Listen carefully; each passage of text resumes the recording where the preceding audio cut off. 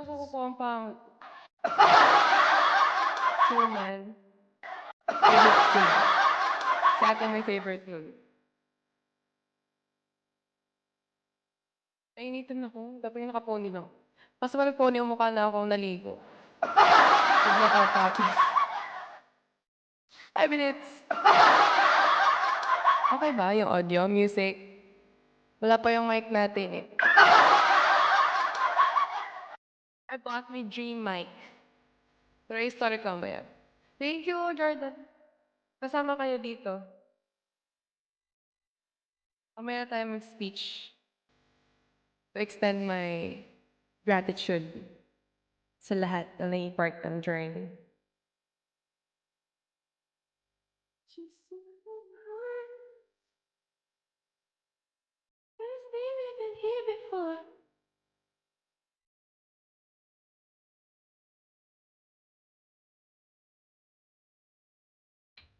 Si ano ba to? Celine!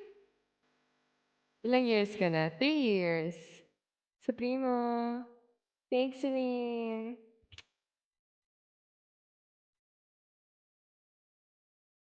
Imay. Hi, Imay. Thank you, sa primo. 4 minutes left. Hindi, kasi may singing din akong friend. Tapos nagulo na akong pinalitan niya naman name niya. Sorry, Nabi. 3 years. 3 years mo lang binabash. Tatago. More anniversaries to come. Pag graduate na ako, babay. Shut it.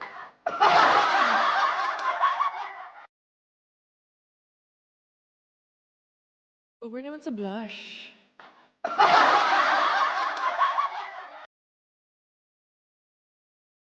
Over sa blush talaga siya. Love na. Okay lang yun.